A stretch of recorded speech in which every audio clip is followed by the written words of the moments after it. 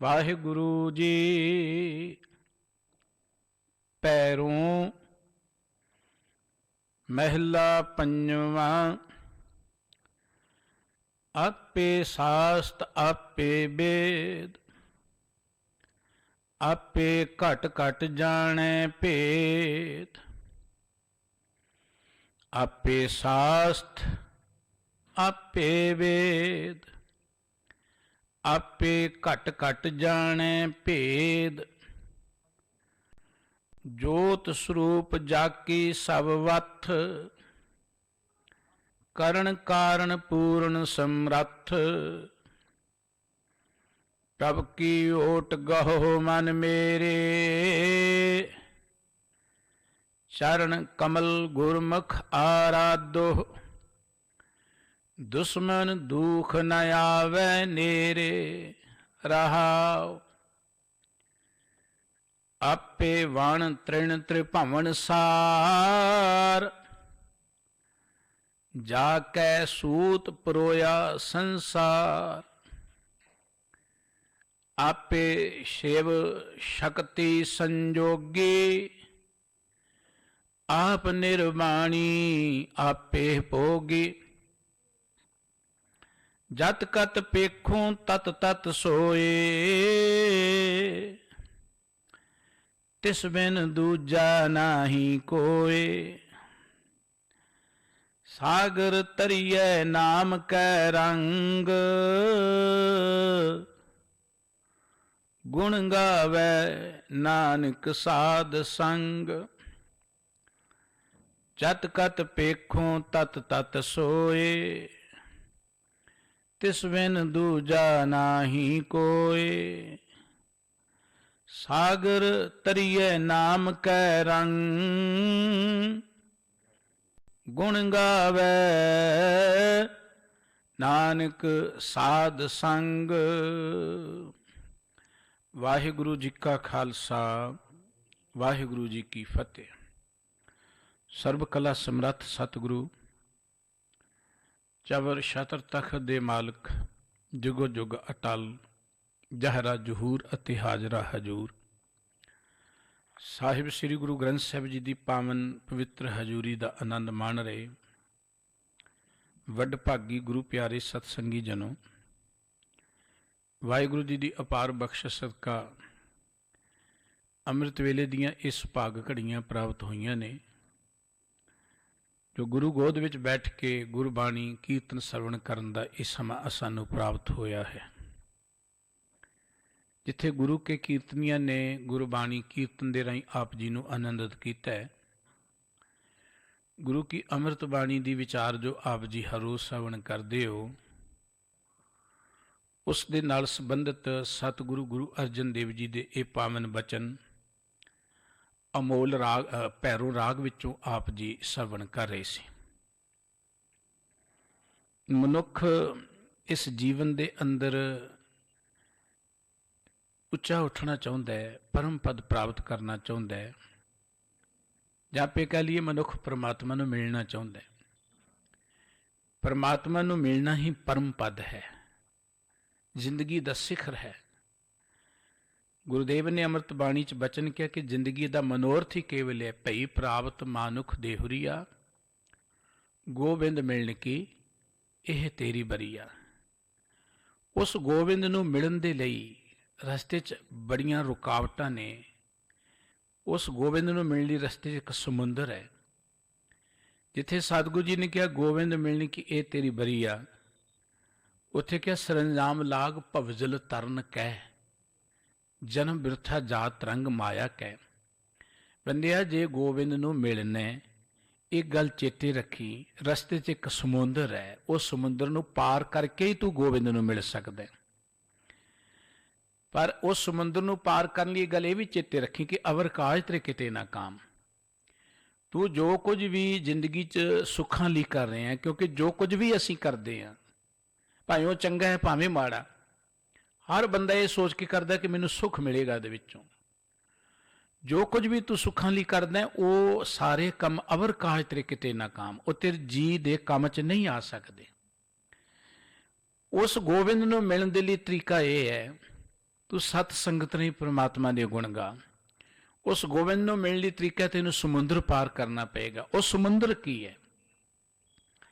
ਮਨੁੱਖ ਜ਼ਿੰਦਗੀ ਦੇ ਅੰਦਰ ਇਹ ਪਰਮ ਸੁੱਖ ਨੂੰ ਮਾਣਨ ਦੇ ਲਈ ਆਪਾਂ ਦੇਖਦੇ ਹਾਂ ਧਰਮ ਗ੍ਰੰਥ ਪੜ੍ਹਦਾ ਹੈ, ਧਾਰਮਿਕ ਕਰਮ ਕਰਦਾ ਹੈ, ਧਰਮ ਸਥਾਨਾਂ ਤੇ ਜਾਂਦਾ ਹੈ, ਉੱਥੇ ਸੇਵਾ ਵੀ ਕਰਦਾ ਹੈ, ਬਹੁਤ ਵਧੀਆ ਵਧੀਆ ਕਰਮ ਕਰਦਾ ਹੈ, ਸਮਾਜ 'ਚ ਰਹਿੰਦਿਆਂ ਬੜੇ ਉਹ ਚੰਗੇ ਚੰਗੇ ਕਰਮ ਕਰਦਾ ਹੈ। ਇਹ ਬਹੁਤ ਵਧੀਆ ਗੱਲ ਹੈ। ਇਹ ਸਭ ਕੁਝ ਕਰਨ ਪਿੱਛੇ ਸਾਡਾ ਮਕਸਦ ਇਹ ਹੁੰਦਾ ਹੈ ਕਿ ਜ਼ਿੰਦਗੀ 'ਚ ਕਿਤੇ ਸਾਨੂੰ ਸੁੱਖ ਮਿਲ ਜਾਏ। ਉਹ ਸੁੱਖ ਜਿਹਨੂੰ ਆਪਾਂ ਪਰਮ ਸੁੱਖ ਕਹਿੰਦੇ, ਉਹਦਾ ਅਰਥ ਹੀ ਗੋਬਿੰਦ ਨੂੰ ਮਿਲਣਾ। ਉਹ ਸੁੱਖ ਮਿਲ ਹੀ ਤਾਂ ਸਕਦਾ ਜਦੋਂ ਗੋਬਿੰਦ ਵਿੱਚ ਆਪਾਂ ਲਿਵਲੀਨ ਹੋ ਜਾਵਾਂਗੇ, ਜਦੋਂ ਗੋਬਿੰਦ ਦੇ ਮਾਰਗ ਤੇ ਚੱਲ ਪਵਾਂਗੇ। ਜਿੰਨਾ ਤੁਰੀ ਜਾਵਾਂਗੇ ਉਹਨੇ ਸੁਖੀ ਹੋਈ ਜਾਵਾਂਗੇ। ਜਿੰਨਾ ਆਪਾਂ ਐਵੇਂ ਕਹਿ ਲਓ ਕਿ ਪਹਾੜ ਵੱਲ ਨੂੰ ਤੁਰਦੇ ਜਾਵਾਂਗੇ ਉਨੀ ਠੰਡ ਮਿਲਦੀ ਜਾਏਗੀ। ਪਰ ਉਹ ਜੋ ਗੋਬਿੰਦ ਨੂੰ ਮਿਲ ਕੇ ਪਰਮ ਸੁੱਖ ਮਾਨਣ ਦੀ ਅਵਸਥਾ ਹੈ, ਉਹਨੂੰ ਪਾਰ ਕਰਨ ਲਈ ਇੱਕ ਸਮੁੰਦਰ ਹੈ। ਸਮੁੰਦਰ ਹੈ ਕੀ ਹੈ? ਉਹ ਸਮੁੰਦਰ ਹੈ ਸੰਸਾਰ ਦੀਆਂ ਅਨੇਕਾਂ ਪਰੇਸ਼ਾਨੀਆਂ ਨੇ, ਅਨੇਕਾਂ ਵਿਕਾਰ ਨੇ, ਅਨੇਕਾਂ ਰੁਕਾਵਟਾਂ ਨੇ। ਉਹ ਸਮੁੰਦਰ ਨੂੰ ਜਾਣਨਾ ਹੈ ਤੇ ਭਗਤ ਜੀ ਦੇ ਬਚਨ ਸਾਨੂੰ ਪੜ੍ਹਨੇ ਪੈਣਗੇ ਕਿ ਲੋਭ ਲਹਿਰ ਅਤ ਨੀਜਰ ਬਾਜੇ ਕਾਇਆ ਡੂਬੇ ਕੇਸਵਾ। हे ਵਾਹਿਗੁਰੂ ਜੀ, ਜਿਸ ਸਮੁੰਦਰ 'ਚ ਮੈਂ ਰਹਿ ਰਿਹਾ ਇੱਥੇ ਲੋਭ ਦੀਆਂ ਲਹਿਰਾਂ ਚੱਲ ਰਹੀਆਂ ਨੇ। ਮੇਰੀ ਇਹ ਕਾਇਆ ਇਹਨਾਂ ਲਹਿਰਾਂ ਦੇ ਵਿੱਚ ਖਚਤ ਹੁੰਦੀ ਜਾ ਰਹੀ ਹੈ। ਸੰਸਾਰ ਸਮੁੰਦੇ ਤਾਰ ਗੋਬਿੰਦ। हे ਗੋਬਿੰਦ ਜੀ, ਇਸ ਸੰਸਾਰ ਸਮੁੰਦਰ 'ਚ ਮੈਂ ਫਸ ਗਿਆ, ਜਿੱਥੇ ਝੜ ਝੱਖੜ ਉਹਾੜ ਲਹਿਰੀ ਵਹਿਨ ਲੁਖੇਸਰੀ। ਇੱਥੇ ਤੇ ਝੱਖੜ ਝੁੱਲ ਰਹੇ ਨੇ ਮਾਇਆ ਦੇ, ਇੱਥੇ ਤੇ ਬੜੀਆਂ ਭਿਆਨਕ ਲਹਿਰਾਂ ਚੱਲ ਰਹੀਆਂ ਨੇ ਵਿਕਾਰਾਂ ਦੀਆਂ। ਅਨੇਕਾਂ ਬੁਰਾਈਆਂ ਜਿਹੜੀਆਂ ਨੇ ਉਹ ਘੁੰਮਣ ਘੇਰੀਆਂ ਵਾਂਗੂ ਮੈਨੂੰ ਘੇਰ ਕੇ ਵੀ ਸੁੱਟਣੀਆਂ ਚਾਹੁੰਦੀਆਂ ਨੇ। ਉਹ ਸਮੁੰਦਰ ਕੀ ਹੈ? ਰਾਮਕਲੀ ਰਾਗ ਵਿੱਚ ਸਤਿਗੁਰੂ ਜੀ ਨੇ ਇੱਕ ਥਾਂ ਤੇ ਬੜਾ ਪਿਆਰਾ ਬਚਨ ਕਿਹਾ, ਕਿਨ ਬਿਦ ਸਾਗਰ ਤਰੀਐ ਜੀਵ ਤਿਆਂ ਕਿਉਂ ਮਰੀਐ। ਇਹ ਸਮੁੰਦਰ ਤਰਿਆ ਕਿਵੇਂ ਜਾ ਸਕਦਾ ਹੈ? ਉਸ ਪਰਮਾਤਮਾ ਨੂੰ ਪ੍ਰਾਪਤ ਕਰਨ ਲਈ ਜਿੱਥੇ ਉਹ ਹੈ ਜਾਂ ਜਿਸ ਅਵਸਥਾ 'ਚ ਹੈ, ਉਸ ਅਵਸਥਾ 'ਚ ਪਹੁੰਚਣ ਲਈ ਰਸਤੇ 'ਚ ਜਿਹੜੀਆਂ ਰੁਕਾਵਟਾਂ ਨੇ ਸਮੁੰਦਰ ਨੇ। ਉਹ ਸਮੁੰਦਰ ਕੀ ਹੈ? ਦੁੱਖ ਦਰਵਾਜ਼ਾ, ਰੋ ਰਖਵਾਲਾ, ਆਸਾ ਅੰਦੇਸਾ ਦੋਏ ਪੱਟ ਚੜੇ, ਜਲ ਕੀ ਭੀਤ ਪਾਵਣੀ ਪਾਣੀ ਜਲ ਬੰਧਿਆ, ਸਤ ਕੇ ਆਸਣ ਪੁਰਖ ਰਹਿ। ਉਹ ਜਿਹੜਾ ਪੁਰਖ ਹੈ, ਵਾਹਿਗੁਰੂ ਹੈ, ਜਿਸ ਸਥਾਨ ਤੇ ਬੈਠਾ ਹੈ ਨਾ, ਉਦੋਂ ਪਹਿਲਾਂ ਦੁੱਖ ਦਰਵਾਜ਼ਾ, ਰਸਤੇ ਵਿੱਚ ਤਾਂ ਦੁੱਖਾਂ ਦਾ ਦਰਵਾਜ਼ਾ ਲੱਗਿਆ ਹੋਇਆ ਹੈ। ਸਾਡੀ ਜ਼ਿੰਦਗੀ 'ਚ ਜਿੰਨੇ ਦੁੱਖ ਜਿਹਨੂੰ ਆਪਾਂ ਸਮਝਦੇ ਹਾਂ, ਰੁਕਾਵਟਾਂ ਸਮਝਦੇ, ਇਹ ਦਰਵਾਜ਼ੇ ਨੇ ਉਸ ਪ੍ਰਮਾਤਮਾ ਤੱਕ ਪਹੁੰਚਣ ਲਈ। ਰਸਤੇ 'ਚ ਰੁਕਾਵਟ ਨੇ। ਆਪਾਂ ਇਹਨਾਂ ਦੁੱਖਾਂ ਨੂੰ ਦੇਖ ਕੇ ਘਬਰਾ ਜਾਂਦੇ ਹਾਂ, ਢੇਰੀ ਸੁੱਟ ਜਾਂਦੇ ਹਾਂ। ਦੁੱਖ ਦਰਵਾਜ਼ਾ, ਰੋ ਰਖਵਾਲਾ, ਰੋ ਮੈਂ ਨਾ ਗੁੱਸਾ, ਇਹ ਜਿਹੜਾ ਰੋਹ ਹੈ ਨਾ, ਇਹ ਇੱਥੇ ਰਖਵਾਲਾ ਬਣ ਕੇ ਬੈਠਾ ਹੈ। ਬਾਬਾ ਕਬੀਰ ਸਾਹਿਬ ਜੀ ਨੇ ਵੀ ਇੱਕ ਥਾਂ ਤੇ ਕਿਹਾ ਹੈ,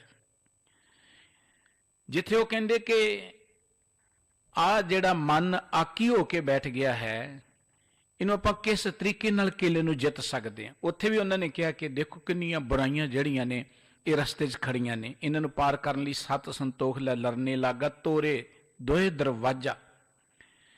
ਸਤਿਗੁਰੂ ਸਾਹਿਬ ਜੀ ਇੱਥੇ ਵੀ ਕਹਿੰਦੇ ਨੇ ਦੁੱਖ ਦਰਵਾਜ਼ਾ, ਰੋ ਰਖਵਾਲਾ, ਆਸਾ ਅੰਦੇਸਾ ਦੋਏ ਪੱਟ ਚੜੇ। ਇਹ ਗੁੱਸਾ, ਪੈਰ ਪੈਰ ਤੇ ਸਾਨੂੰ ਗੁੱਸਾ ਹੁੰਦਾ, ਨਿੱਕੀ ਨਿੱਕੀ ਗੱਲ ਤੇ ਉਸ ਗੁੱਸਾ ਹੁੰਦਾ। ਇਹ ਗੁੱਸਾ ਇੱਕ ਪਹਿਰੇਦਾਰ ਹੈ ਰਸਤੇ, ਜਿਹੜਾ ਸਾਨੂੰ ਪਰਮਾਤਮਾ ਵਾਲੀ ਅਵਸਥਾ ਵੱਲ ਜਾਣ ਨਹੀਂ ਦਿੰਦਾ।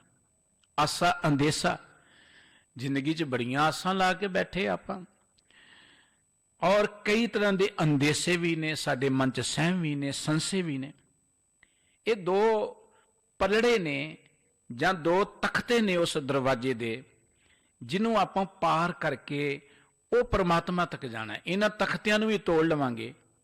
ਇੱਥੇ ਬਸ ਨਹੀਂ, ਮਾਇਆ ਜਲ ਬੰਧਿਆ, ਮਾਇਆ ਦੀ ਖਾਈ ਹੈ ਅੱਗੇ, ਪਾਣੀ ਜਿਹੜਾ ਭਰਿਆ ਪਿਆ ਹੈ।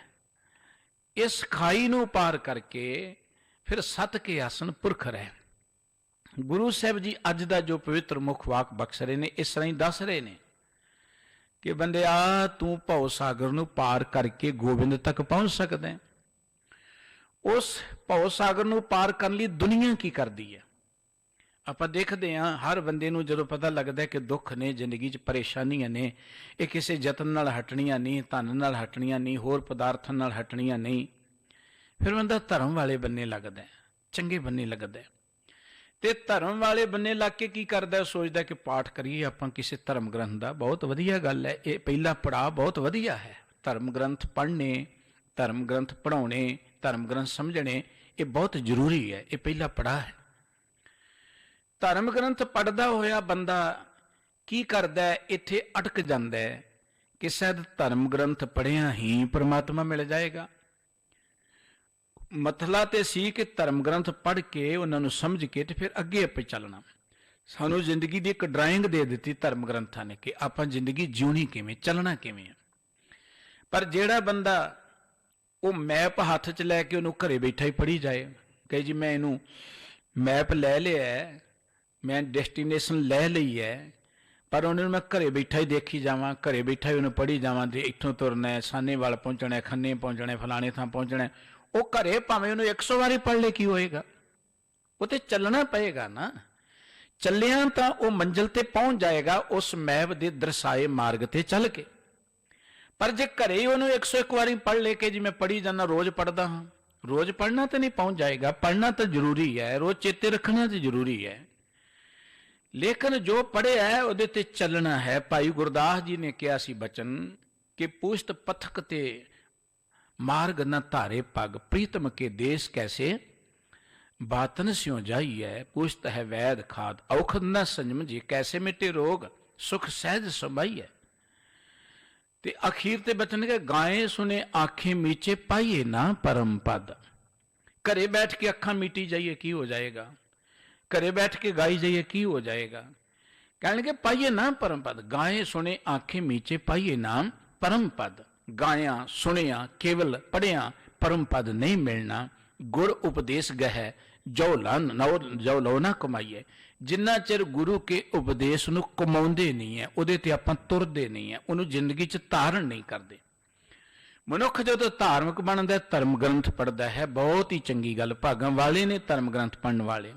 ਗੁਰਬਾਣੀ ਨੇ ਰੋਕਿਆ ਨਹੀਂ ਹੈ, ਪਰ ਗੁਰਬਾਣੀ ਹਰ ਧਰਮ ਗ੍ਰੰਥ ਪੜ੍ਹਨ ਵਾਲੇ ਨੂੰ, ਭਾਵੇਂ ਉਹ ਕਿਸੇ ਵੀ ਮਤ ਦਾ ਹੈ, ਭਾਵੇਂ ਅਸੀਂ ਵੀ ਹੈ, ਸਾਨੂੰ ਇਹ ਗੱਲ ਕਹਿੰਦੀ ਪੜ੍ਹੋ, ਪਰ ਇਹਨੂੰ ਸਮਝੋ। ਪਰ ਜੇ ਤੁਸੀਂ ਪੜ੍ਹਨ ਤੱਕ ਸੀਮਤ ਰਹਿ ਗਏ, ਫਿਰ ਪੜ੍ਹ ਪੜ੍ਹ ਗੱਡੀ ਲੱਦੀ ਹੈ, ਪੜ੍ਹ ਪੜ੍ਹ ਪੜੀਏ ਸਾਥ, ਪੜ੍ਹ ਪੜ੍ਹ ਬੇੜੀ ਪਾਈ ਹੈ, ਪੜ੍ਹ ਪੜ੍ਹ ਗੱਡੀਏ ਖਾਦ, ਪੜ੍ਹੀ ਹੈ ਜੇਤੇ ਬਾਰਸ ਬਰਸ, ਪੜ੍ਹੀਏ ਜੇਤੇ ਮਾਸ, ਪੜ੍ਹੀ ਹੈ ਜੇਤੀ ਆਰਜਾ, ਪੜ੍ਹੀ ਹੈ ਜੇਤੇ ਸਾਸ। ਪੜ੍ਹੀ ਜਾਓ ਜਿੰਨਾ ਚਿਰ ਪੜ੍ਹਨਾ ਹੈ, ਤੁਹਾਡੀ ਜ਼ਿੰਦਗੀ ਹੈ, ਮੁਬਾਰਕ ਹੈ, ਪੜ੍ਹਨਾ ਮਾੜੀ ਗੱਲ ਨਹੀਂ ਹੈ, ਭਾਗਾਂ ਵਾਲੇ ਹੋ। ਪਰ ਜੇ ਤੁਸੀਂ ਜ਼ਿੰਦਗੀ 'ਚ ਪਰਮ ਪਦ ਪਾਉਣਾ, ਇਹ ਉਹਨਾਂ ਲੋਕਾਂ ਦੇ ਲਈ ਬਚਨ ਨੇ ਜਿਨ੍ਹਾਂ ਨੇ ਪਰਮ ਪਦ ਪਾਉਣਾ, ਜਿਨ੍ਹਾਂ ਨਹੀਂ ਪਾਉਣਾ ਉਹ ਜੀ ਸਦਕੇ ਪੜ੍ਹਨ, ਮੁਬਾਰਕ ਹੈ, ਨਮਸਕਾਰ ਉਹਨਾਂ ਨੂੰ। ਜੇ ਤੁਸੀਂ ਜ਼ਿੰਦਗੀ 'ਚ ਪਰਮ ਪਦ ਪਾਉਣਾ ਹੈ, ਜੋ ਸਾਡੀ ਜ਼ਿੰਦਗੀ ਦਾ ਮਕਸਦ ਹੈ, ਫਿਰ ਸਤਿਗੁਰੂ ਜੀ ਕਹਿੰਦੇ ਇਕੱਲੇ ਧਰਮ ਗ੍ਰੰਥ ਪੜ੍ਹਿਆ ਥੋੜ੍ਹੋ ਗੱਲ ਬਣਨੀ ਹੈ। ਧਰਮ ਗ੍ਰੰਥ ਪੜ੍ਹੋ। ਸਤਿਗੁਰੂ ਜੀ ਕਹਿੰਦੇ ਫਿਰ ਧਰਮ ਗ੍ਰੰਥ ਹੈ ਕੀ, ਆਪਾਂ ਪੜ੍ਹਨਾ ਕਿਵੇਂ ਹੈ? ਬੰਦਾ ਜ਼ਿੰਦਗੀ 'ਚ ਹੋਰ ਬੜੇ ਸਾਧਨ ਕਰਦਾ ਹੈ। ਧੰਨ ਗੁਰੂ ਅਰਜਨ ਦੇਵ ਜੀ ਨੇ ਉਹ ਸਾਰੇ ਸਾਧਨਾਂ ਦਾ ਜ਼ਿਕਰ ਕਰਕੇ ਨਾ ਸਾਨੂੰ ਇੱਕ ਸਭ ਤੋਂ ਵੱਡਾ ਸਾਧਨ ਦਿੱਤਾ, ਸਭ ਤੋਂ ਵੱਡਾ ਸਾਧਨ, ਕਿ ਜੇ ਤੁਸੀਂ ਇਸ ਭਵਸਾਗਰ ਨੂੰ ਪਾਰ ਕਰਨਾ ਹੈ, ਜੇ ਜ਼ਿੰਦਗੀ ਦੀਆਂ ਇਹਨਾਂ ਰੁਕਾਵਟਾਂ ਨੂੰ ਪਾਰ ਕਰਨਾ ਹੈ, ਬੁਰਾਈਆਂ ਤੇ ਜਿੱਤ ਪ੍ਰਾਪਤ ਕਰਨੀ ਹੈ, ਤੇ ਫਿਰ ਤੁਸੀਂ ਕਰਨਾ ਕੀ ਹੈ ਜ਼ਿੰਦਗੀ? ਜੇ ਉਸ ਭਵਸਾਗਰ ਨੂੰ ਪਾਰ ਕਰਕੇ ਪਰਮ ਪਦਵੀ ਤੇ ਪਹੁੰਚਣਾ ਹੈ, ਉੱਚੇ ਉੱਠਣਾ ਹੈ, ਤੇ ਫਿਰ ਤੁਹਾਨੂੰ ਕਰਨਾ ਕੀ ਚਾਹੀਦਾ? ਇਹ ਬਚਨ ਸਤਿਗੁਰੂ ਸਾਹਿਬ ਸ੍ਰੀ ਗੁਰੂ ਅਰਜਨ ਦੇਵ ਜੀ ਅੱਜ ਦੇ ਇਸ ਮੁੱਖ ਵਾਕ ਰਾਹੀਂ ਕਹਿ ਰਹੇ ਨੇ। ਆਓ ਆਪਾਂ ਮਿਲ ਕੇ ਗੁਰੂ ਕੇ ਇਹਨਾਂ ਪਾਵਨ ਬਚਨਾਂ ਦੀ ਵਿਚਾਰ ਸਾਂਝੀ ਕਰੀਏ।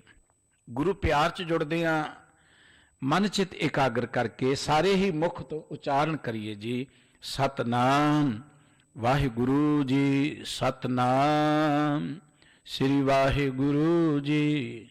ਭੈਰੋਂ ਮਹਿਲਾ ਪੰਜਵਾਂ। ਆਪੇ ਸਾਸਤ ਆਪੇ ਬੇਦ। ਸਤਿਗੁਰੂ ਜੀ ਦੇ ਇਹ ਅਮੋਲ ਬਚਨ ਗੁਰੂ ਗ੍ਰੰਥ ਸਾਹਿਬ ਜੀ ਮਹਾਰਾਜ ਦੇ ਪਾਵਨ ਅੰਕ 1150 ਤੇ ਸੁਸ਼ੋਭਿਤ ਹਨ। ਮੁੱਖ ਵਾਕ ਅੰਦਰ ਸਤਿਗੁਰੂ ਜੀ ਨੇ ਬਚਨ ਕਿ ਪ੍ਰਭ ਕੀ ਓਟ ਗਾਹੋ ਮਨ ਮੇਰੇ। ਕਹਿੰਦੇ ਉਹ ਮਨਾ, ਜੇ ਤੂੰ ਭਵ ਸਾਗਰ ਨੂੰ ਪਾਰ ਕਰਨਾ, ਜਦੋਂ ਵੀ ਤੁਸੀਂ ਕੋਈ ਸ਼ਬਦ ਪੜ੍ਹਦੇ ਹੋ, ਸ਼ਬਦ ਨੂੰ ਬਹੁਤ ਧਿਆਨ ਨਾਲ ਪੜ੍ਹਿਆ ਪਤਾ ਲੱਗੇਗਾ ਕਿ ਉਸ ਸ਼ਬਦ ਦੇ ਅੰਦਰ ਕੋਈ ਮਕਸਦ ਰੱਖਿਆ ਸਤਿਗੁਰੂ ਜੀ ਨੇ, ਕੋਈ ਏਮ ਦੱਸਿਆ ਸ਼ਬਦ ਜੀ ਸਤਿਗੁਰੂ ਜੀ ਨੇ। ਤੇ ਉਹ ਇਸ ਸ਼ਬਦ ਦੇ ਅੰਦਰ ਮਕਸਦ ਕੀ ਹੈ? ਸਾਗਰ ਤਰੀ ਹੈ ਨਾਮ ਕੈ ਰੰਗ, ਕਿ ਆਪਾਂ ਸਾਗਰ ਨੂੰ ਪਾਰ ਕਰਨਾ ਹੈ, ਸਾਗਰ ਨੂੰ। ਤੇ ਉਸ ਸਾਗਰ ਨੂੰ ਪਾਰ ਕਰਨ ਲਈ ਮਨੁੱਖ ਜੋ ਕੁਝ ਕਰਦਾ ਹੈ ਉਹ ਵੀ ਸਤਿਗੁਰੂ ਜੀ ਨੇ ਜ਼ਿਕਰ ਕੀਤਾ ਹੈ। ਉਸ ਸਮੇਂ ਸਮੇਂ ਤੇ ਸ਼ਬਦ 'ਚ ਆਪ ਜੀ ਸਰਵਣ ਕਰੋਗੇ। ਪਰ ਸਾਨੂੰ ਕੀ ਕਰਨਾ ਚਾਹੀਦਾ ਹੈ ਉਸ ਸਾਗਰ ਨੂੰ ਪਾਰ ਕਰਨ ਲਈ? ਸਾਹਿਬ ਕਹਿੰਦੇ ਪ੍ਰਭ ਕੀ ਓਟ ਗਹੋ ਮਨ ਮੇਰੇ। ਉਹ ਮੇਰੇ ਮਨ, ਜੇ ਤੂੰ ਉਸ ਭਵ ਸਾਗਰ ਨੂੰ ਪਾਰ ਕਰਨਾ ਨਾ, ਫਿਰ ਪ੍ਰਮਾਤਮਾ ਦਾ ਆਸਰਾ ਲੈ। ਜਿੰਨਾ ਵੱਡਾ ਆਸਰਾ ਲੈ ਲਓਗੇ ਉਨੇ ਤੁਸੀਂ ਵੱਡੇ ਬਣ ਜਾਓਗੇ, ਉਨੇ ਮਹਾਨ ਬਣ ਜਾਓਗੇ। ਜਿਹੋ ਜਿਹਾ ਆਸਰਾ, ਸੰਸਾਰ ਦਾ ਆਸਰਾ ਲੈ ਕੇ ਸੰਸਾਰ ਵਰਗੇ ਬਣਾਂਗੇ ਅਸੀਂ।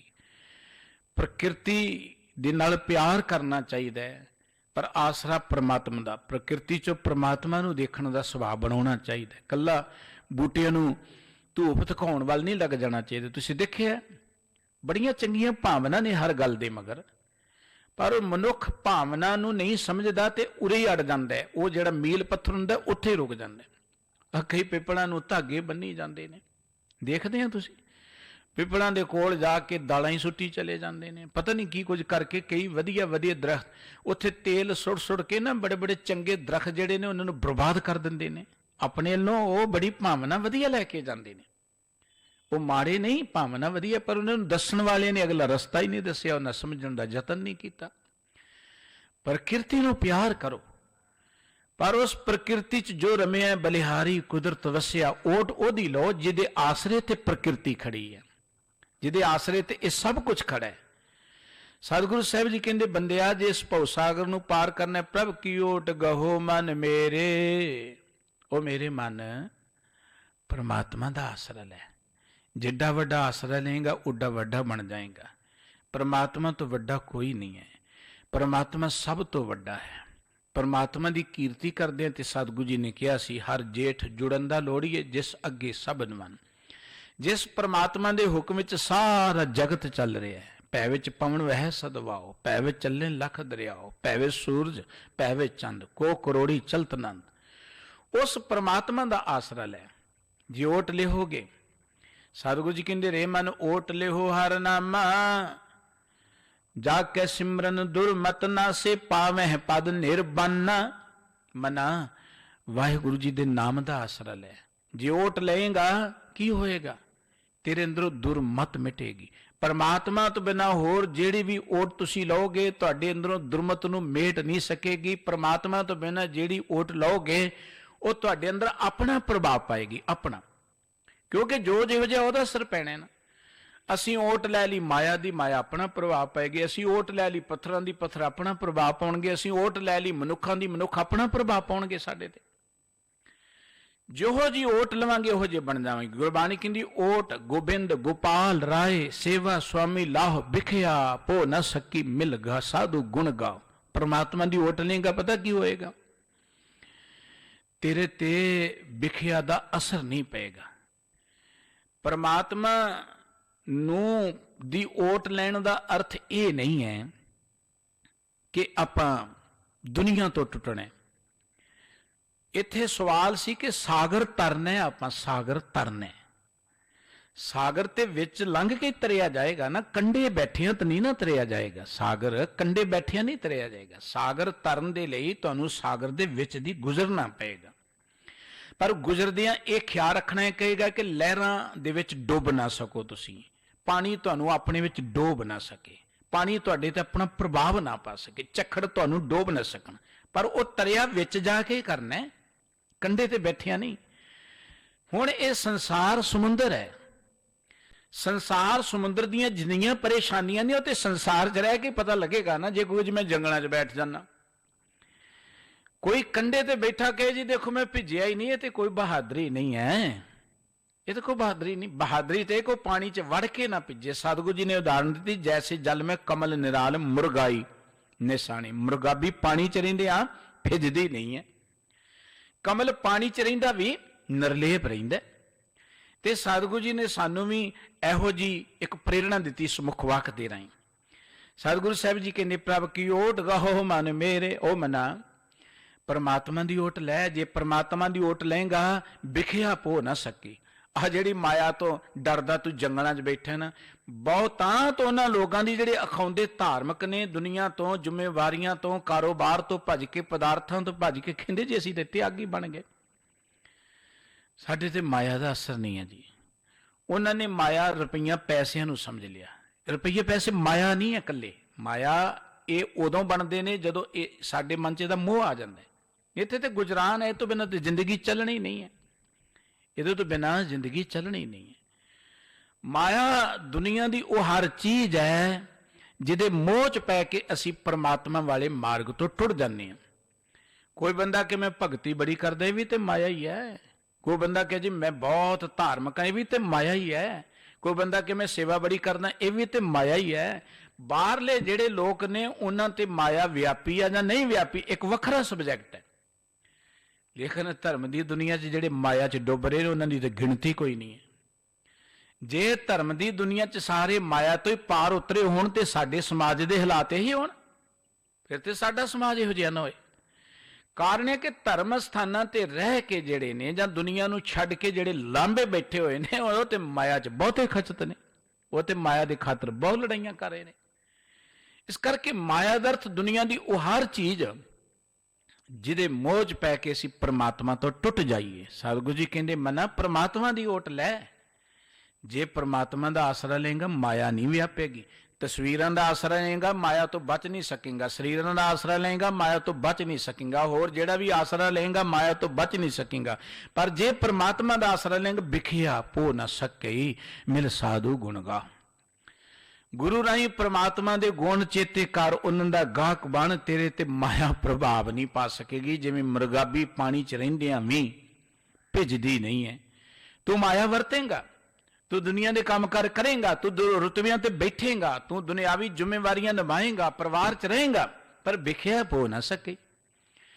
ਤੂੰ ਪਰਿਵਾਰ 'ਚ ਰਹਿੰਦਿਆਂ ਆਪਣੇ ਪਰਿਵਾਰ ਦੀ ਖਾਤਰ ਕਿਸੇ ਦੇ ਪਰਿਵਾਰ ਦੇ ਸੁੱਖ ਖਰਾਬ ਨਹੀਂ ਕਰੇਂਗਾ। ਤੂੰ ਪਰਿਵਾਰ 'ਚ ਰਹਿੰਦਿਆਂ ਹੋਇਆਂ ਆਪਣੇ ਖਾਤਰ ਲੋਕਾਂ ਨੂੰ ਦੁੱਖ ਨਹੀਂ ਦੇਵੇਂਗਾ। ਤੂੰ ਪਰਿਵਾਰ 'ਚ ਬੱਚਿਆਂ ਨੂੰ ਪਾਲਦਿਆਂ ਲੋਕਾਂ ਦੇ ਬੱਚਿਆਂ ਦਾ ਹੱਕ ਨਹੀਂ ਮਾਰੇਂਗਾ। ਵਿਖਿਆ ਪੋ ਨਾ ਸਕੇ, ਤੇਰੇ ਤੇ ਮਾਇਆ ਪੋ ਹੀ ਨਹੀਂ ਸਕੇਗੀ। ਜਿਵੇਂ ਪਾਣੀ 'ਚ ਮੁਰਗਾਬੀ ਭਿੱਜਦੀ ਨਹੀਂ ਹੈ, ਤਿਵੇਂ ਤੈਨੂੰ ਮਾਇਆ ਪ੍ਰਭਾਵ ਨਹੀਂ ਪਾ ਸਕੇ। ਮਾਇਆ ਵਰਤੇਂਗਾ, ਖਰਚੇਂਗਾ, ਘਰ 'ਚ ਰਹੇਂਗਾ, ਪਰ ਵਿਖਿਆ ਪੋ ਨਾ ਸਕੀ ਜੇ ਪ੍ਰਮਾਤਮਾ ਦੀ ਓਟ ਲਏਗਾ।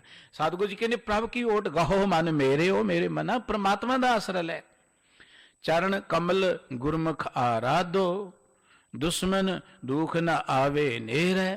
ਮਨਾ ਇਹ ਸੰਸਾਰ 'ਚ ਰਹਿ ਕੇ ਬੇਅੰਤ ਤੇਰੇ ਦੁਸ਼ਮਣ ਨੇ। ਬਾਬਾ ਫਰੀਦ ਸਾਹਿਬ ਜੀ ਨੇ ਇੱਕ ਬਚਨ ਕਿਹਾ ਸੀ ਕਿ ਸਰਵਰ ਪੰਖੀ ਹੇਕੜੋ ਫਾਹੀ ਵਾਲ 50। ਬਾਬਾ ਫਰੀਦ ਸਾਹਿਬ ਜੀ ਦੇ ਸ਼ਲੋਕਾਂ ਦਾ ਇੱਕ ਬਚਨ, ਸਰਵਰ ਪੰਖੀ ਹੇਕੜੋ ਫਾਹੀ ਵਾਲ 50। ਇਸ ਸੰਸਾਰ ਦੇ ਸਰੋਵਰ 'ਚ ਇਹ ਜੀਵ ਰੂਪੀ ਪੰਛੀ ਇਕੱਲਾ ਹੀ ਹੈ, ਕੋਈ ਸਾਥੀ ਨਹੀਂ ਹੈ ਸਾਡਾ। ਇਹ ਤੇ ਇੱਕ ਭਰਮ ਹੈ, ਬੜਾ ਵੱਡਾ ਪਰਿਵਾਰ ਹੈ, ਬੜਾ ਵੱਡਾ ਕਾਰੋਬਾਰ ਹੈ। ਸਰਵਰ ਪੰਛੀ ਹੇਕੜੋ, ਇਹ ਸਰੀਰ ਦੇ ਜਾਂ ਸੰਸਾਰ ਦੇ ਸਮੁੰਦਰ 'ਚ ਜੀਵ ਰੂਪੀ ਪੰਛੀ ਇਕੱਲਾ ਹੈ। ਫਾਹੀਵਾਲ 50, 50 ਦਾ ਅਰਥ ਕਿ ਬੇਅੰਤ, ਇਹਨੂੰ ਫਾਈਆਂ ਪਾਉਣ ਵਾਲੇ ਨੇ। ਇੱਥੇ ਕਾਮ ਹੈ, ਕ੍ਰੋਧ ਹੈ, ਲੋਭ ਹੈ, ਵਿਕਾਰ ਹੈ, ਔਗਣ ਨੇ, ਬੁਰਾਈਆਂ ਨੇ, ਆਸਾ ਤ੍ਰਿਸ਼ਨਾ ਈਰਖਾ, ਪਤਾ ਨਹੀਂ ਕੀ ਕੁਝ ਬੈਠਾ ਹੋਇਆ। ਇਹ ਤਾਂ ਲਹਿਰੀ ਗੱਡ ਥਿਆ ਸੱਚੇ ਤੇਰੀ ਆਸ। ਹੇ ਵਾਹਿਗੁਰੂ ਜੀ, ਪ੍ਰਭੂ ਜੀ, ਮੇਰਾ ਇਹ ਹਿਰਦਾ ਤੇ ਇਹਨਾਂ ਲਹਿਰਾਂ 'ਚ ਖਚਤ ਹੋ ਗਿਆ, ਹੁਣ ਫਸ ਗਿਆ ਮੈਂ। ਇਹ ਫਾਹੀਵਾਲ ਜਿਹੜੇ ਨਾ ਮੈਨੂੰ ਫਸਾ ਲਿਆ ਆਪਣੇ 'ਚ, ਪਰ ਇਹਦੇ 'ਚੋਂ ਨਿਕਲ ਨਹੀਂ, ਹੁਣ ਮੈਨੂੰ ਤੇਰਾ ਹੀ ਆਸਰਾ ਹੈ। ਸਾਹਿਬ ਜੀ ਕਹਿੰਦੇ ਉਸ ਪ੍ਰਮਾਤਮਾ ਦਾ ਆਸਰਾ ਲਓਗੇ। ਕਿੱਦਾਂ ਲੈਣਾ ਆਸਰਾ? ਚਰਨ ਕਮਲ ਗੁਰਮੁਖ ਆਰਾਧੋ। ਵਾਹਿਗੁਰੂ ਜੀ ਦੇ ਜਿਹੜੇ ਚਰਨ ਨੇ, ਚਰਨ, ਚਰਨ ਦਾ ਅਰਥ ਹੁੰਦਾ ਆਚਾਰ। ਚਰਨ ਦਾ ਅਰਥ ਪੈਰ ਨਹੀਂ ਹੈ ਗੁਰਬਾਣੀ 'ਚ, ਚਰਨ ਦਾ ਅਰਥ ਹੈ ਆਚਾਰ, ਕਰੈਕਟਰ, ਕਿਰਦਾਰ। ਵਾਹਿਗੁਰੂ ਜੀ ਦੇ ਜਿਹੜੇ ਗੁਣ ਨੇ, ਵਾਹਿਗੁਰੂ ਜੀ ਦੇ ਚਰਨ ਨੇ, ਉਹ ਕਮਲ ਵਰਗੇ ਨੇ। ਕਮਲ, ਕਮਲ ਨਿਰਲੇਪ ਹੁੰਦਾ ਹੈ ਨਾ। ਕਮਲ ਪਾਣੀ 'ਚ ਰਹਿੰਦਾ ਵੀ ਪਾਣੀ ਡੁੱਬਦਾ ਨਹੀਂ, ਕਮਲ ਨਿਰਲੇਪ ਹੈ। ਪਰਮਾਤਮਾ ਵੀ ਨਿਰਲੇਪ ਹੈ ਦੁਨੀਆ 'ਚ। ਕਮਲ ਜਿਹੜਾ ਉਹ ਖਿੜਿਆ ਹੁੰਦਾ, ਪਰਮਾਤਮਾ ਵੀ ਖਿੜਿਆ ਹੁੰਦਾ। ਕਮਲ ਜਿਹੜਾ ਉਹ ਸੁੰਦਰ ਹੁੰਦਾ, ਪਰਮਾਤਮਾ ਦੇ ਚਰਨ ਵੀ ਸੁੰਦਰ ਨੇ। ਆਪਾਂ ਦੇਖਦੇ ਹਾਂ ਭਾਰਤੀ ਸਭਿਅਤਾ 'ਚ ਕਮਲ ਦੀ ਬੜੀ ਤਾਰੀਫ ਕੀਤੀ ਗਈ ਹੈ, ਔਰ ਇਹ ਵੀ ਕਿਹਾ ਗਿਆ ਕਿ ਕਮਲ ਤੋਂ ਹੀ ਦੁਨੀਆ ਪੈਦਾ ਹੋਈ ਹੈ। ਕਮਲ ਤੋਂ ਬ੍ਰਹਮਾ ਪੈਦਾ ਹੋਏ, ਬ੍ਰਹਮਾ ਤੋਂ ਅੱਗੇ ਦੁਨੀਆ ਚੱਲੀ। ਨਾਭ ਕਮਲ ਤੇ ਬ੍ਰਹਮਾ ਉਪਜੇ, ਕਮਲ ਤੋਂ ਦੁਨੀਆ, ਕਮਲ ਤੋਂ ਪੈਦਾ ਹੋਈ। ਕਮਲ ਦਾ ਅਰਥ ਇਹ, ਕਮਲ ਤਾਂ ਇੱਕ ਪ੍ਰਤੀਕ ਹੈ। ਇਹ ਕਮਲ ਇੱਕ ਪ੍ਰਤੀਕ ਹੈ। ਕਮਲ ਖਿੜਿਆ ਹੁੰਦਾ, ਕਮਲ ਸੁੰਦਰ ਹੁੰਦਾ। ਕਮਲ ਜਿਹੜਾ ਪ੍ਰਗਾਸ਼ ਤੇ ਸੂਰਜ ਦੇ ਪਿਆਰ, ਸੂਰਜ ਤੇ ਕਮਲ ਇੱਕ ਪਿਆਰ ਦਾ ਪ੍ਰਤੀਕ ਹੈ। ਕਮਲ ਨਿਰਲੇਪਤਾ ਦਾ ਪ੍ਰਤੀਕ ਹੈ। ਉਹ ਪਰਮਾਤਮਾ ਜਿਹੜਾ ਨਿਰਲੇਪ ਹੈ ਕਮਲ ਵਾਂਗੂ, ਉਹ ਪਰਮਾਤਮਾ ਜਿਹੜਾ ਸਦਾ ਖਿੜਿਆ ਰਹਿੰਦਾ ਕਮਲ ਵਾਂਗੂ, ਉਹ ਪਰਮਾਤਮਾ ਜਿਹੜਾ ਬੜਾ ਸੁੰਦਰ ਹੈ ਕਮਲ ਵਾਂਗੂ। ਇਹ ਤੇ ਇੱਕ ਉਦਾਹਰਣ ਦਿੱਤੀ, ਕਿਉਂਕਿ ਸਾਡੇ ਪਾਸ ਕਮਲ ਹੀ ਹੈ ਇਸ ਉਦਾਹਰਣ ਦੇਣ ਲਈ। ਜੋ ਕੁਝ ਸਾਡੇ ਕੋਲ ਉਹਦੇ ਰਾਹੀਂ ਸਮਝਾਇਆ ਜਾਣਾ ਹੈ ਨਾ, ਹੋਰ ਨਹੀਂ ਹੈ, ਜਿੱਥੇ ਸਾਡੇ ਤੱਕ ਬਿਰਤੀ ਜਾਂਦੀ ਹੈ ਕਮਲ। ਸਾਹਿਬ ਕਹਿੰਦੇ ਪਰਮਾਤਮਾ ਦੇ ਚਰਨ ਜਿਹੜੇ ਕਮਲ ਵਰਗੇ ਨੇ, ਚਰਨ ਦਾ ਅਰਥ ਪਰਮਾਤਮਾ ਦੇ ਗੁਣ, ਉਹ ਕਮਲ ਵਾਂਗੂ ਖੇੜੇ 'ਚ, ਕਮਲ ਵਾਂਗੂ ਸੁੰਦਰਤਾ, ਕਮਲ ਵਾਂਗੂ ਨਿਰਲੇਪਤਾ, ਕਮਲ ਵਾਂਗੂ ਉਹ ਜਿਵੇਂ ਸੂਰਜ ਚੰਦਰਮਾ, ਸੂਰਜ ਦਾ ਤੇ ਕਮਲ ਦਾ ਪਿਆਰ ਹੁੰਦਾ, ਪਿਆਰ ਦੇ ਪ੍ਰਤੀਕ ਨੇ। ਉਹ ਪਰਮਾਤਮਾ ਦੇ ਚਰਨਾਂ ਨੂੰ ਗੁਰੂ ਦੇ ਰਾਹੀਂ ਚੇਤੇ ਕਰ, ਆਪ ਨਹੀਂ, ਗੁਰੂ ਦੇ ਉਪਦੇਸ਼ ਰਾਹੀਂ, ਗੁਰਮੁਖ ਆਰਾਧੋ, ਗੁਰੂ ਰਾਹੀਂ ਉਹਨਾਂ ਨੂੰ ਨਿਤ ਚੇਤੇ ਰੱਖ। ਮਨੁੱਖ ਕਹਿੰਦੇ ਜੇ ਚੇਤੇ ਰੱਖਾਂਗਾ ਫਿਰ ਕੀ ਹੋਏਗਾ? ਜੇ ਉਹ ਪਰਮਾਤਮਾ ਦੇ ਚਰਨ ਕਮਲਾਂ ਨੂੰ ਗੁਰੂ ਰਾਹੀਂ ਚੇਤੇ ਰੱਖਾਂਗਾ, ਜੇ ਪਰਮਾਤਮਾ ਦੀ ਓਟ ਲਵਾਂਗਾ, ਕੀ ਹੋਏਗਾ? ਸਾਹਿਬ ਕਹਿੰਦੇ ਦੁਸ਼ਮਣ ਦੁੱਖ ਨਾ ਆਵੇ ਨੇੜੇ, ਕੋਈ ਦੁੱਖ ਨਹੀਂ ਤੇਰੇ ਨੇੜੇ ਆਏਗਾ, ਕੋਈ ਦੁਸ਼ਮਣ ਨਹੀਂ ਤੇਰੇ ਨੇੜੇ ਆਏਗਾ। ਇਹ ਦੁਨੀਆ ਇੱਕ ਅਖਾੜਾ ਹੈ, ਇੱਥੇ ਤੇ ਜੰਗ ਲੱਗੀ ਹੈ, ਗੋਲੀਆਂ ਚੱਲਦੀਆਂ ਰਹਿਣੀਆਂ, ਤੀਰ ਚੱਲਦੇ ਰਹਿਣੇ ਨੇ, ਇੱਥੇ ਤੇ ਲੜਾਈ ਹੁੰਦੀ ਰਹਿਣੀ ਹੈ। ਪਰ ਜਿਨ੍ਹਾਂ ਨੇ ਮੈਦਾਨੇ ਜੰਗ 'ਚ ਬੁਲਟ ਪ੍ਰੂਫ ਜੈਕਟਾਂ ਪਾਈਆਂ ਹੁੰਦੀਆਂ ਨੇ ਜਾਂ ਜਰਾ ਬਖਤਰ ਪਾਏ ਹੁੰਦੇ ਨੇ, ਗੋਲੀ ਲੱਗਦੀ ਉਹਨਾਂ ਦਾ ਨੁਕਸਾਨ ਹੀ ਨਹੀਂ ਕਰਦੀ, ਗੋਲੀ ਲੱਗ ਕੇ ਵੀ ਉਹਨਾਂ ਨੂੰ ਲੱਗ ਨਹੀਂ ਸਕਦੀ। ਉੱਥੇ ਉਹਨਾਂ ਦੇ ਉੱਪਰ ਤਲਵਾਰ ਲੱਗੀ, ਲੱਗ ਕੇ ਵੀ ਉਹਦਾ ਕੁਝ ਵਿਗਾੜ ਨਹੀਂ ਸਕੀ। ਗੁਰਬਾਣੀ ਦੁੱਖਾਂ ਤੋਂ ਭੱਜਣ ਦੀ ਗੱਲ ਨਹੀਂ ਕਹਿੰਦੀ ਕਿ ਭੱਜ ਕੇ ਲੁਕ ਜਾਓ ਜੰਗਲ 'ਚ, ਦੁੱਖਾਂ ਤੋਂ ਬਚ ਜਾਓਗੇ। ਗੁਰਬਾਣੀ ਕਿਤੇ ਨਹੀਂ ਕਹਿੰਦੀ ਤੁਸੀਂ ਟੋਆ ਪੁੱਟ ਕੇ ਧਰਤੀ ਲੁਕ ਜਾਓ, ਦੁੱਖਾਂ ਤੋਂ ਬਚ ਜਾਓਗੇ। ਗੁਰਬਾਣੀ ਦੁੱਖਾਂ ਦਾ ਮੁਕਾਬਲਾ ਕਰਨ ਦੀ, ਦੁੱਖਾਂ ਤੇ ਜਿੱਤ ਪ੍ਰਾਪਤ ਕਰਨ ਦੀ ਸਾਨੂੰ ਤਾਕਤ ਦਿੰਦੀ ਹੈ।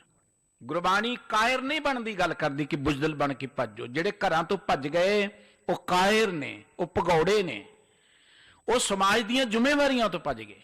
ਹਰ ਮਨੁੱਖ ਦੀ ਸਮਾਜ ਦੇ ਪ੍ਰਤੀ ਕੋਈ ਜ਼ਿੰਮੇਵਾਰੀ ਹੈ, ਨਹੀਂ ਕਿ ਮੈਂ ਜੰਮ ਪਿਆ ਜੋ ਮਰਜ਼ੀ ਕਰਾਂ। ਮੈਨੂੰ ਮੇਰੇ ਮਾਂ-ਬਾਪ ਨੇ ਪਾਲਿਆ, ਕਿਸੇ ਆਸ ਨਾਲ ਪਾਲਿਆ। ਜਦੋਂ ਮਾਂ-ਬਾਪ ਨੂੰ ਲੋੜ, ਮੈਂ ਮਾਂ-ਬਾਪ ਨੂੰ ਛੱਡ ਕੇ ਜੰਗਲਾਂ 'ਚ ਬੈਠ ਗਿਆ ਜੀ, ਮੈਂ ਤੇ ਧਾਰਮਿਕ ਬਣ ਗਿਆ। ਇਹ ਧਾਰਮਿਕ ਨੇ ਭਗੌੜਾਪਣ ਹੈ। ਧਾਰਮਿਕ ਉਹ ਹੈ ਜਿਹੜਾ ਸਮਾਜ ਵਿੱਚ ਰਹਿ ਕੇ ਸਮਾਜ ਦੇ ਦੁੱਖਾਂ ਨੂੰ ਦੂਰ ਕਰਨ ਲਈ ਸੰਘਰਸ਼ ਕਰਦਾ ਹੈ, ਸਮਾਜ ਦੀਆਂ ਬੁਰਾਈਆਂ ਨੂੰ ਦੂਰ ਕਰਨ ਲਈ ਸੰਘਰਸ਼ ਕਰਦਾ ਹੈ। ਜਿੰਨੇ ਲੋਕ ਸਮਾਜ ਦੀਆਂ ਜ਼ਿੰਮੇਵਾਰੀਆਂ ਤੋਂ ਭੱਜ ਕੇ ਉਹਨਾਂ ਨੂੰ ਧਾਰਮਿਕ ਨਾ ਗਿਣ ਲਿਓ ਤੁਸੀਂ, ਉਹ ਤੇ ਧਰਮ ਨੂੰ ਸਮਝ ਹੀ ਨਹੀਂ ਸਕੇ। ਧਰਮ ਕੀ ਹੈ? ਧਰਮ ਹੈ ਜਾਏ ਤਹਾਂ ਤੇ ਧਰਮ ਚਲਾਏ, ਕੁਬੁੱਧ ਕਰਨ ਤੇ ਲੋਕ ਹਟਾਏ। ਲੋਕਾਂ ਨੂੰ ਖੋਟੇ ਕੰਮਾਂ ਤੋਂ ਵਰਜਣਾ ਇਹ ਧਰਮ ਹੈ। ਇਹ ਨਹੀਂ ਕਿ ਦੁਨੀਆ ਬੁਰਾਈਆਂ ਕਰੀ, ਕਿਸੇ ਗਰੀਬ ਤੇ ਜ਼ੁਲਮ ਹੋ ਰਿਹਾ, ਕਿਸੇ ਦਾ ਹੱਕ ਮਾਰਿਆ ਜਾ ਰਿਹਾ, ਕਹੋ ਜੀ ਆਪਾਂ ਕੀ ਲੈਣਾ ਦੁਨੀਆ ਪਾਸੋਂ, ਅਸੀਂ ਤੇ ਨਾਮ ਹੀ ਜਪਣਾ। ਇਹ ਕੋਈ ਧਰਮ ਨਹੀਂ ਹੈ, ਇਹ ਸਿਰਫ ਇੱਕ ਭਰਮ ਹੈ। ਧਰਮ ਦੇ ਨਾਂ ਤੇ ਧਰਮ ਹੈ ਸਮਾਜ ਵਿੱਚ ਬੁਰਾਈਆਂ ਨੇ, ਉਹ ਬੁਰਾਈਆਂ ਨੂੰ ਦੂਰ ਕਰਨ ਲਈ ਸੰਘਰਸ਼ ਕਰੋ। ਜੇ ਇਸ ਧਰਮ ਦੀ ਸਮਝ ਪੈ ਜੇ, ਸਾਡਾ ਸਮਾਜ ਕਿੰਨਾ ਸੋਹਣਾ ਹੋ ਜਾਏ। ਲੱਖਾਂ ਲੋਕੀ ਧਰਮ ਦੇ ਨਾਂ ਤੇ ਭਗੌੜੇ ਬੜੇ ਮਿੱਠੇ ਸਾਡੇ ਮੁਲਕ ਦੇ ਅੰਦਰ, ਲੋਕਾਂ ਦੀ ਦਸਾਂ ਨਵਾਂ ਦੀ ਕਿਰਤ ਪੜ ਰਹੇ ਨੇ। ਉਹ ਇੱਕ ਭਰਮ ਹੈ ਲੋਕਾਂ ਨੂੰ, ਇਹ ਬਹੁਤ ਧਾਰਮਿਕ ਨੇ, ਅਸੀਂ ਬੜੇ ਪਾਪੀ ਹਾਂ। ਕਿਰਤ ਕਰਨ ਵਾਲਾ ਬੰਦਾ ਕੋਈ ਵੀ ਕਰ ਰਿਹਾ, ਉਹ ਕਦੀ ਪਾਪੀ ਹੋ ਹੀ ਨਹੀਂ ਸਕਦਾ। ਮਾਫ ਕਰਨਾ, ਜੇ ਕਿਰਤ ਕਰ ਰਿਹਾ, ਉਹ ਬੰਦਾ ਜਿਹੜਾ ਕਿਸੇ ਦੀ ਕਿਰਤ ਤੇ ਪਲਦਾ, ਉਹ ਪੁੰਨੀ ਕਿਵੇਂ ਹੋ ਗਿਆ ਬਈ? ਮਿਹਨਤ ਤੁਸੀਂ ਕਰੋ, ਅਗਲਾ ਵਿਹਲਾ ਬੈਠਾ ਮੇਰੇ ਲਗਾ ਮਾਲਾ ਫੇਰੀ ਜਾਏ ਤੇ ਐ ਖਾ ਖਾ ਕੇ ਉਹਨੇ ਢਿੱਡ ਵਧਾਏ, ਉਹ ਪੁੰਨੀ ਕਿੱਥੋਂ ਹੋ ਗਿਆ? ਉਹ ਪੁੰਨੀ ਤਾਂ ਉਦੋਂ ਹੋਏਗਾ ਤੁਸੀਂ ਕਿਰਤ ਕਰੋ, ਭਾਵੇਂ ਤੁਹਾਡੇ ਕੋਲ ਪ੍ਰਸ਼ਾਦਾ ਸਕੇ, ਪਰ ਤੁਹਾਡੀ ਖਾਤਰ ਸਮਾਜ ਵਿੱਚ ਕੋਈ ਸੁਧਾਰ ਕਰਨ ਲਈ ਉਹ ਯਤਨ ਕਰੇ, ਉਹ ਪੁੰਨੀ ਹੋ ਸਕਦਾ। ਇਹ ਜਿਹੜੇ ਪੁਰਾਣੇ ਲਿਖੀ ਮੁਨੀ ਤਪਸਵੀ ਸਨ ਨਾ, ਉਹ ਐਵੇਂ ਨਹੀਂ ਸਨ ਮਾਫ ਕਰਨਾ। ਪੁਰਾਣੇ ਸਮੇਂ 'ਚ ਜਿਹੜੇ ਚੰਗੇ ਲੋਕ ਸਨ, ਉਹ ਸਮਾਜ ਦੀ ਖਾਤਰ ਇਕਾਂਤ 'ਚ ਬੈਠ ਕੇ ਕੁਝ ਲਿਖਦੇ ਸਨ, ਭੋਜ ਪੱਤਰਾਂ ਤੇ ਲਿਖਦੇ ਰਹਿਣਾ। ਉਹਨਾਂ ਨੂੰ ਸਮਾਜ ਨੇ ਆਗਿਆ ਦਿੱਤੀ ਸੀ, ਤੇ ਉਹਨਾਂ ਲੋਕਾਂ ਨੇ ਆਪਣੀਆਂ ਲੋੜਾਂ ਹੀ ਬੜੀਆਂ ਘੱਟ ਕਰ ਲਈਆਂ ਸਨ, ਬਹੁਤ ਘੱਟ। ਕੱਪੜੇ ਵੀ ਨਹੀਂ ਪਹਿਨਣੇ, ਪੱਤਿਆਂ ਨਾਲ ਹੀ ਗੁਜ਼ਾਰਾ ਕਰ ਲੈਣਾ। ਖਾਣਾ ਪੀਣਾ ਘਟਾ ਲਿਆ, ਸਰੀਰ ਤੇ ਸੁਆਹ ਮਲ ਕੇ ਕਿ ਆਪਾਂ ਸਮਾਜ ਤੇ ਬੋਝ ਨਹੀਂ ਪਰਨਾ, ਪਰ ਸਮਾਜ ਲਈ ਕੁਝ ਕਰਨਾ। ਇਹ ਸੀ ਉਹਨਾਂ ਦੀ। ਹੁਣ ਕੀ ਹੈ? ਉਦਾਂ ਹੀ ਸੁਆਹ ਮਲ ਕੇ ਕੋਈ ਕਹਿੰਦਾ ਜਿਵੇਂ ਸਾਧੂ ਬਣ ਗਿਆ, ਰੜੇ ਮੈਦਾਨ 'ਚ ਹੀ ਸੁਆਹ ਮਲ ਕੇ ਸਮਾਜ ਤੁਰੇ ਫਿਰਦੇ ਸੀ, ਸਾਧੂ ਬਣ ਗਏ। ਸੁਆਹ ਮਲਣਾ ਸਾਧੂਪਣਾ ਨਹੀਂ ਹੈ। ਕਈ ਕਹਿੰਦੇ ਜੀ ਰੋਟੀ ਨਹੀਂ ਖਾਂਦੇ ਸਾਧੂ, ਨਹੀਂ ਖਾਂਦੇ, ਨਾ ਖਾਓ, ਤੁਹਾਡੀ ਮਰਜ਼ੀ। ਬਿਮਾਰ ਨਹੀਂ ਖਾਂਦੇ, ਤੂੰ ਨਹੀਂ ਖਾਂਦਾ, ਨਾ ਖਾ। ਰੋਟੀ ਨਾ ਖਾਣਾ ਤੇ ਕੋਈ ਬੰਦਗੀ ਨਹੀਂ ਹੈ, ਘਰ ਛੱਡਣਾ ਤੇ ਕੋਈ ਬੰਦਗੀ ਨਹੀਂ ਹੈ, ਜਾਂ ਕੱਪੜੇ ਨਾ ਪਾਉਣਾ ਤੇ ਕੋਈ ਬੰਦਗੀ ਨਹੀਂ ਹੈ, ਪੈਰੀ ਜੁੱਤੀ ਨਾ ਪਾਉਣਾ ਤੇ ਕੋਈ ਭਗਤੀ ਨਹੀਂ ਹੈ। ਗੁਰਬਾਣੀ ਨੇ ਤੇ ਇਹਨਾਂ ਪਖੰਡਾਂ ਦੀਆਂ ਧੱਜੀਆਂ ਉਡਾ ਦਿੱਤੀਆਂ। ਅੰਨ ਨਾ ਖਾਇਆ, ਸਾਧ ਗਵਾਇਆ, ਬਹੁ ਦੁੱਖ ਪਾਇਆ, ਦੂਜਾ ਪਾਇਆ, ਬਸਤਰ ਨਾ ਪਹਿਰੇ, ਅਹਨਸ ਕਹਿਰੇ, ਮੌਨ ਵਿਗੁੱਤਾ। ਕਈ ਕਹਿੰਦੇ ਜੀ ਠੰਡ 'ਚ ਫਿਰਦੇ, ਠੰਡ 'ਚ ਫਿਰਦੇ ਤੇ ਬੈਠੋ ਜਾ ਕੇ ਮੋਰਚੇ ਤੇ, ਪਤਾ ਲੱਗੇਗਾ ਤੁਹਾਡੀ ਠੰਡ ਦਾ। ਨੰਗੇ ਪੈਰੀ ਫਿਰਨਾ ਤੇ ਕੋਈ ਭਗਤੀ ਨਹੀਂ ਹੈ। ਭਗਤੀ ਕਰਨੀ ਤੇ ਬੈਠੋ ਉਹਨਾਂ ਦੇ ਨਾਲ ਜਿਹੜੇ ਬੈਠੇ ਨੇ ਇਸ ਵੇਲੇ ਠੰਡ ਦੇ ਅੰਦਰ। ਇਹ ਹੈ ਕਿ ਕਿਸੇ ਦੀ ਖਾਤਰ ਠੰਡ 'ਚ ਬਹਿਣਾ, किसी की खातर दुख चलना, ये तो बंदगी हो सकती है। पर कोई बंदा वेला ही रोटी किसी को खाए कहे जी मैं कपड़े नहीं पाਉਂਦਾ बंदगी कर रही है, ये काहदी बंदगी है?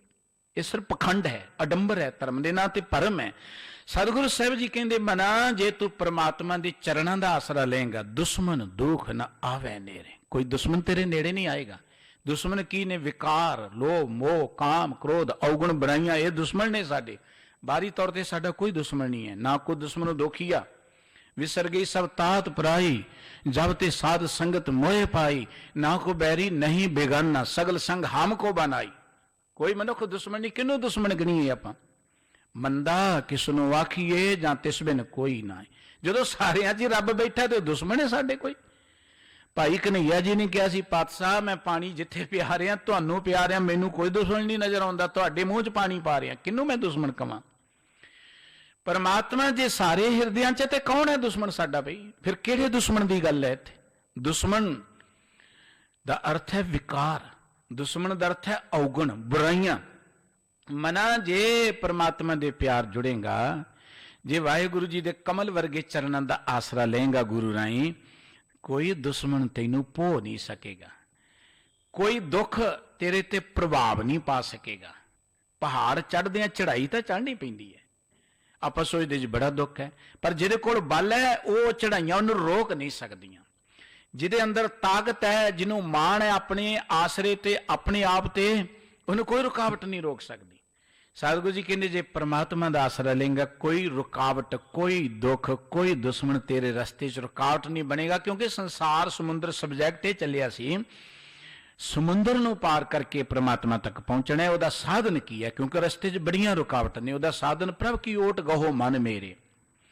जे ओट लवांगे कोई दुश्मन दुख, कोई लहरां व्याप ही नहीं सकणगियां। ये झड़ झक्खड़ ओहाड़ जां लोभ लहर दा तुहानूं व्याप नहीं सकेगी। दुनिया की करदी है ते गुरबाणी कहंदी जे परमात्मा दा आसरा लओगे ते की होवेगा? आपे सास्त आपे वेद, आपे घट घट जाने भेद। मनुख जदों धर्म वाले बन्ने लगदा है, धर्म ग्रंथां नूं पढ़दा है, पढ़ना चाहिए है। पढ़ के जे ते रब वाले बन्ने लगे फिर ते मुबारक है।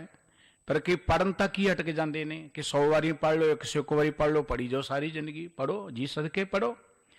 पर सतगुरु जी कहते परमात्मा नाल जुड़ो पढ़ के। वो परमात्मा ही शास्त्र है साडे लई, परमात्मा का नाम ही शास्त्र है साडे लई, परमात्मा का नाम ही साडे लई ज्ञान है, वेद है, भेद है। देखो दुनिया आरती करती है, थी दाल विच दीवे रख के, विच दीवे च वती पाई हुंदी, तेल पाया, ते रब दे प्यारे कहणगे नाम तेरो आरती मजन मुरारे, हर के नाम बिना झूठे सगल पसारे। नाम तेरो दीवा, नाम तेरो बाती। वाहिगुरु तुहाडा नाम ही साडे लई दीवा बत्ती है, नाम ही तेल है।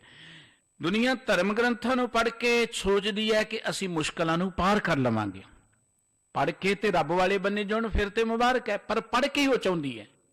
ते सतगुरु जी कहंदे पढ़ी जाओ, परमात्मा नाल जुड़ोगे धर्म ग्रंथां राहीं। वो परमात्मा ही शास्त्र है, परमात्मा का नाम जपना ही शास्त्रां नूं पढ़ना है।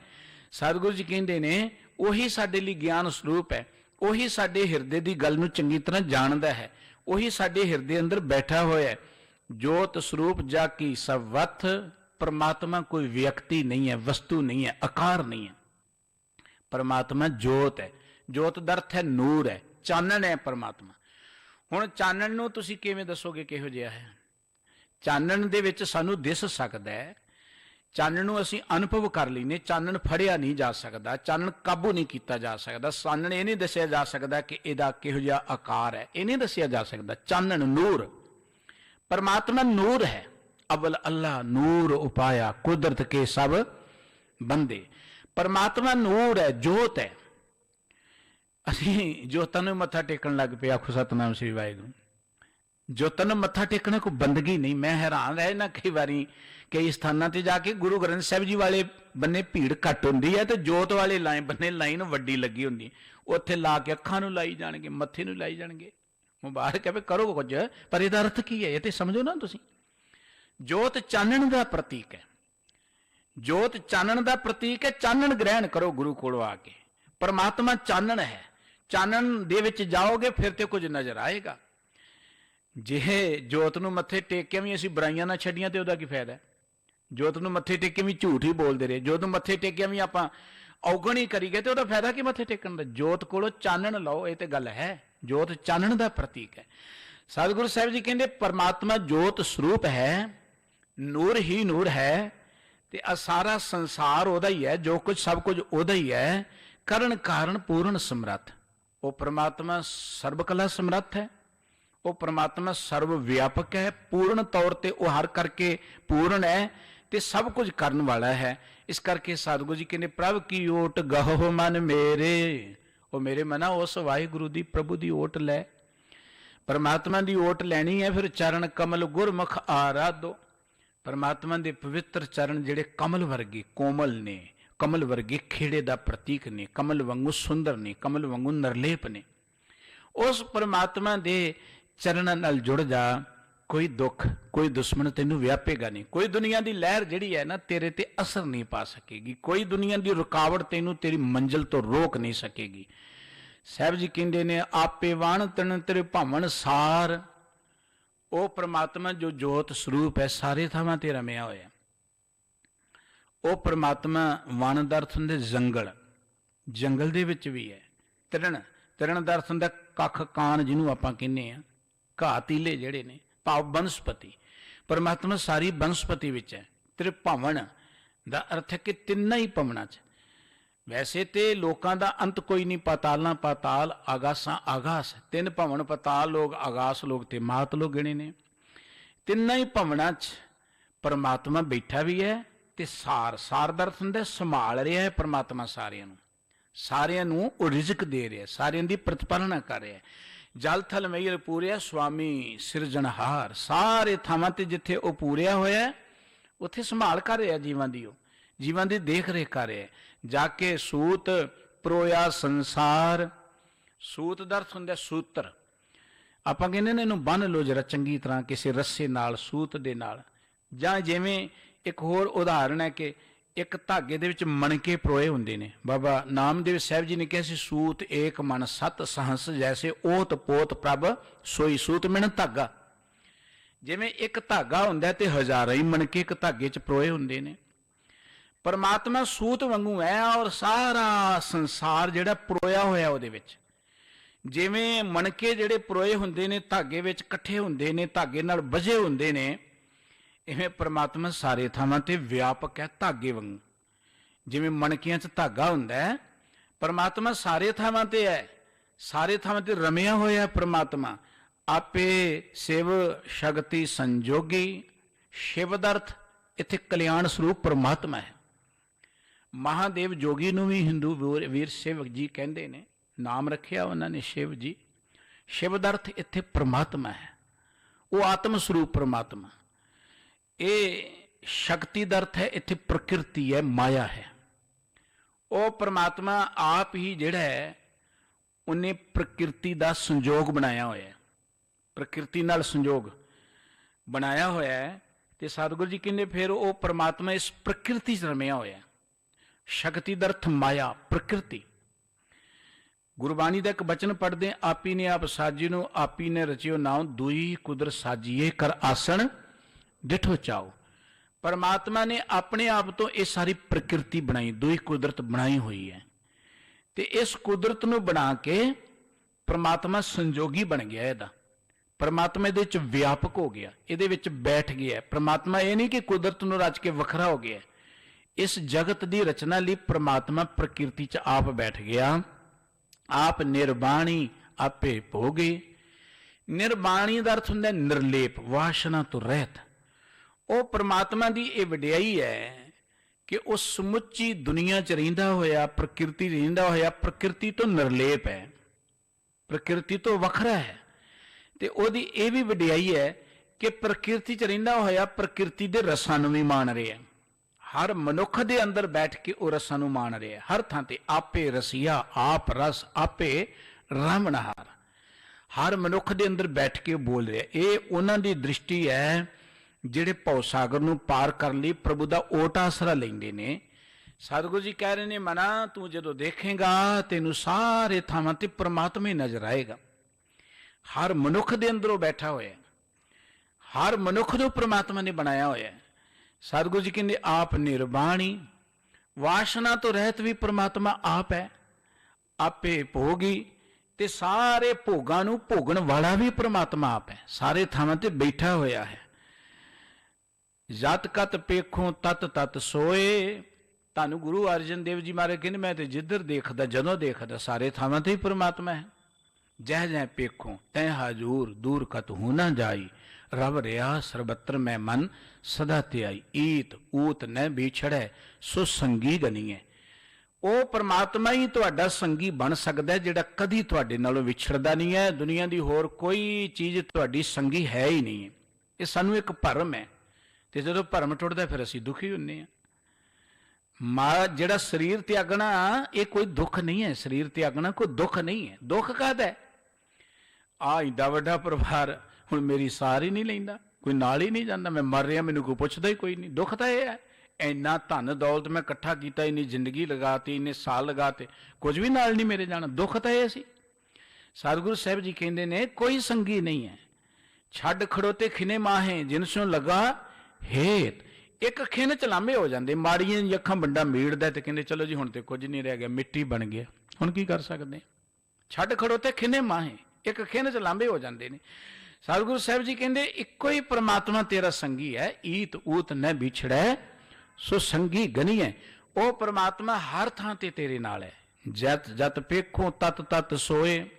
ਜਤ ਮੈਣਾ ਜਦੋਂ, ਕਤ ਮੈਣਾ ਜਿੱਥੇ ਵੀ, ਜਿੱਧਰ ਵੀ ਤੁਸੀਂ ਦੇਖੋਗੇ ਹਰ ਥਾਂ ਤੇ ਉਹ ਪਰਮ ਪਿਤਾ ਪ੍ਰਮਾਤਮਾ ਹੈ। ਤਿਸ ਬਿਨ ਦੂਜਾ ਨਾਹੀ ਕੋਏ।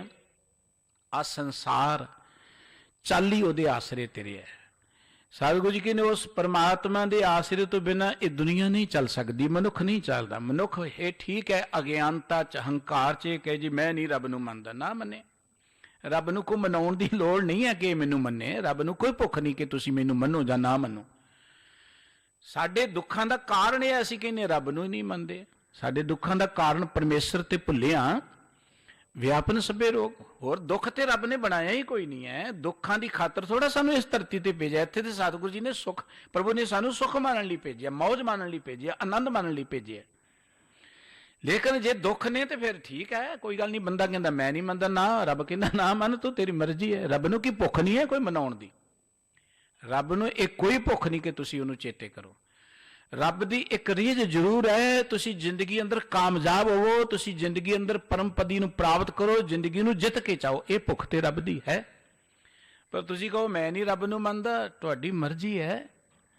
ਕੋਈ ਕਹੇ ਮੈਂ ਡਾਕਟਰ ਦੀ ਗੱਲ ਨਹੀਂ ਮੰਨਦਾ, ਨਾ ਮੰਨੇ, ਫਿਰ ਉਹ ਰੋਗ ਤੋਂ ਮੁਕਤ ਨਹੀਂ ਨਾ ਹੋ ਸਕੇਗਾ।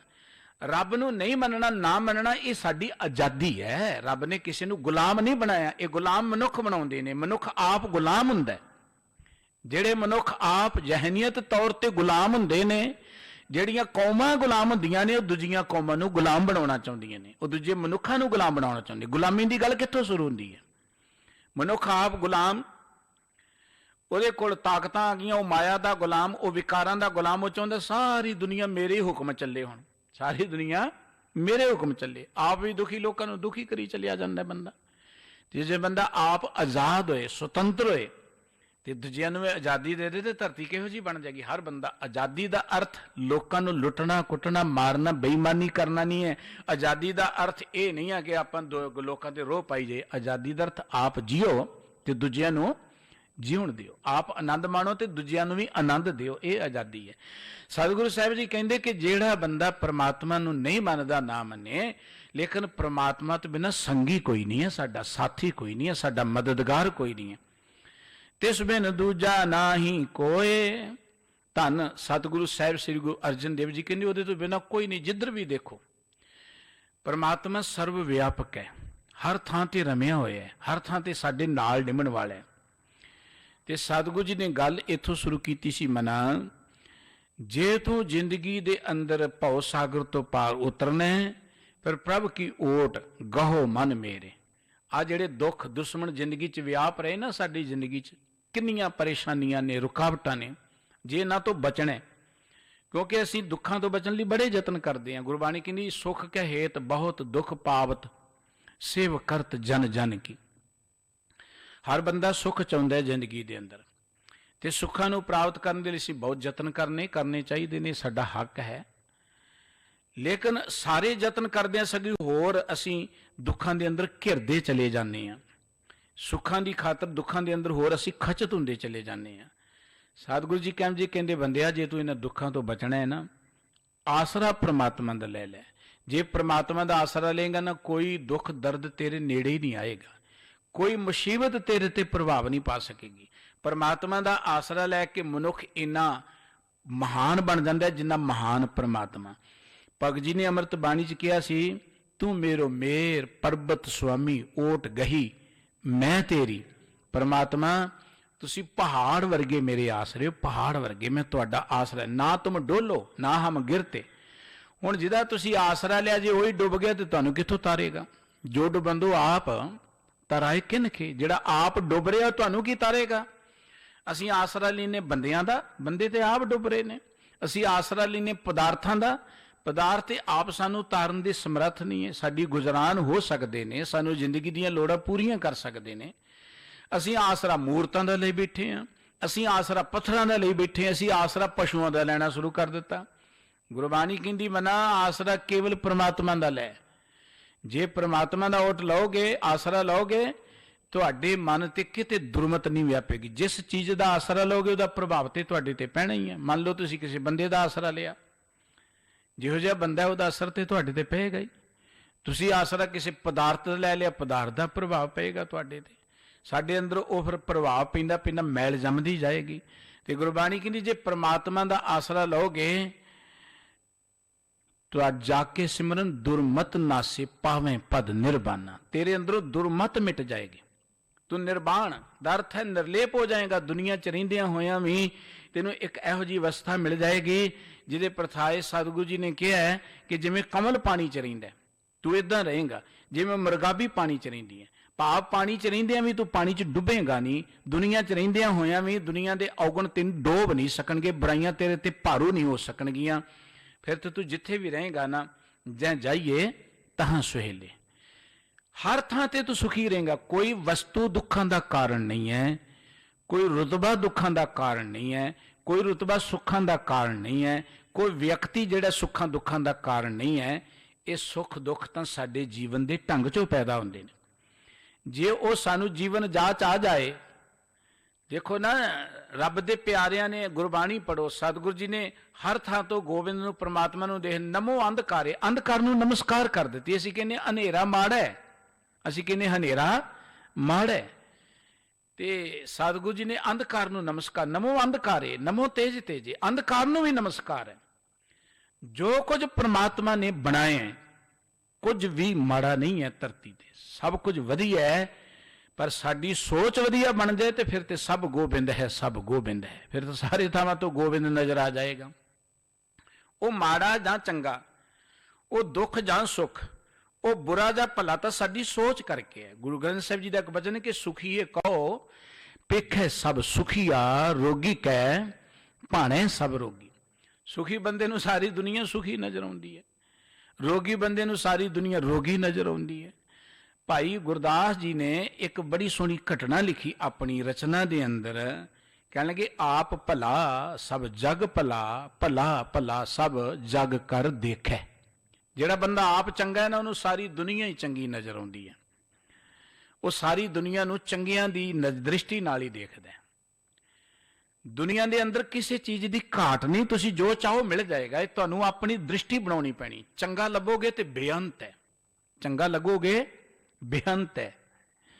ਦੇਖੋ ਨਾ ਗੁਰੂ ਸਾਹਿਬ ਜੀ ਨੇ ਬਚਨ ਪੜ੍ਹੇ, ਅਸੰਖ ਜਪ ਅਸੰਖ ਭਾਓ, ਅਸੰਖ ਪੂਜਾ ਅਸੰਖ ਤਪਤਾਓ, ਅਸੰਖ ਗ੍ਰੰਥ ਮੁਖ ਵੇਦ ਪਾਠ ਸੰਗ ਜੋਗ ਮਨ।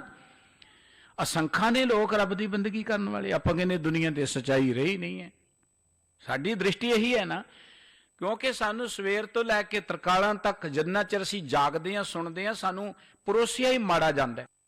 ਟੈਲੀਵਿਜ਼ਨਾਂ ਤੇ ਮਾੜਾ ਹੀ ਦੱਸਿਆ ਜਾਂਦਾ, ਚੰਗਾ ਦੱਸਿਆ ਹੀ ਨਹੀਂ ਜਾਂਦਾ। ਕੀ ਦੁਨੀਆ ਤੇ ਸੱਚ ਰਿਹਾ ਹੀ ਨਹੀਂ ਹੈ? ਕੀ ਦੁਨੀਆ ਤੇ ਚੰਗੇ ਲੋਕ ਰਹੇ ਨਹੀਂ ਹੈ? ਕੀ ਦੁਨੀਆ ਤੇ ਇਮਾਨਦਾਰ ਲੋਕ ਰਹੇ ਨਹੀਂ ਹੈ? ਕੀ ਦੁਨੀਆ ਤੇ ਪਰਉਪਕਾਰ ਕਰਨ ਵਾਲੇ ਰਹੇ ਨਹੀਂ ਹੈ? ਹੈਗੇ ਨੇ, ਪਰ ਸਾਨੂੰ ਸੁਣਾਇਆ ਉਹ ਜਾਂਦਾ ਜੋ ਮਾੜਾ ਹੈ। ਕਿਉਂਕਿ ਮਾੜਾ ਸੁਣ ਕੇ ਬੰਦਾ ਖੁਸ਼ ਬੜਾ ਹੁੰਦਾ ਹੈ। ਕਿਤੇ ਕਹਿ ਦੋ ਨਾ ਆ ਦੁਖਾਵੀ ਘਟਨਾ ਵਾਪਰੀ, ਝੱਟ ਟੈਲੀਵਿਜ਼ਨ ਹੋਰ ਹੋ ਜਾਂਦਾ। ਕਿਤੇ ਕੋਈ ਚੰਗੀ ਕਰਨਾ ਫਿਰ ਕਹਿੰਦੇ ਛੱਡ ਪਰੇ, ਕੋਈ ਗੱਲ ਨਹੀਂ, ਕਿਹੜਾ ਸੁਣਨਾ। ਫਿਰ ਨਹੀਂ ਆਪਣਾ ਮਨ, ਰੌਂਗਟੇ ਨਹੀਂ ਖੜੇ ਹੁੰਦੇ। ਫਿਰ ਸਾਡੇ ਤੇ ਰੌਂਗਟੇ, ਐਡੀ ਵੱਡੀ ਅਖਬਾਰ ਪਈ ਹੁੰਦੀ ਸਾਹਮਣੇ, ਉਹਦੇ 'ਚ ਆ ਜੇ ਨਾ ਕਿਤੇ ਐਕਸੀਡੈਂਟ ਦੀ ਗੱਲ, ਜਾਂ ਉੱਥੇ ਕਿਤੇ ਲੜਾਈ ਦੀ, ਝਗੜੇ ਦੀ, ਸਿਰ ਪਾੜਨ ਦੀ ਗੱਲ, ਜਾਂ ਹੋਰ ਮਾੜੀਆਂ ਘਟਨਾਵਾਂ ਜੋ ਸਮਾਜ 'ਚ ਨੀਚ ਘਟਨਾਵਾਂ ਵਰਦੇ, ਉਹ ਆ ਜਾਣ, ਫਿਰ ਕਹਿੰਦੇ ਬੜੀਆਂ ਖਬਰਾਂ ਅੱਜ ਤਾਂ।